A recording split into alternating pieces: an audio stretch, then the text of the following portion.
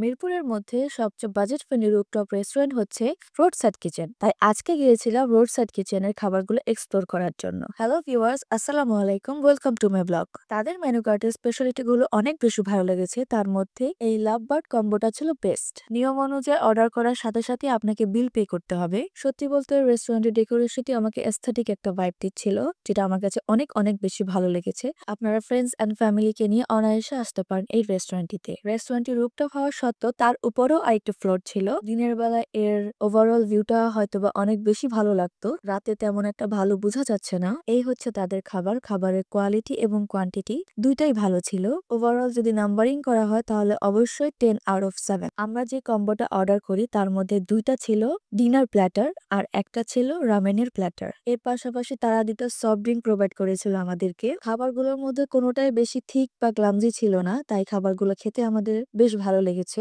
আর এই রামেনটা খেতে অনেক বেশি মজা ছিল। আসলে রামেনের যে এক্সাক্ট টেক্সচার থাকে সেই টেক্সচারটা মোটামুটি ব্যালেন্সিং ছিল। একেবারে হুবহু অফারের ছবির মতো ছিল না, তবে বেশ ভালো ছিল খেতে। রেস্টুরেন্টের লোকেশন হচ্ছে মিরপুর 1, চিড়িয়াখানা রোড, হাউস নম্বর 42। তো কেমন লেগেছে আজকের এই ব্লগটি কমেন্টে অবশ্যই জানাবে।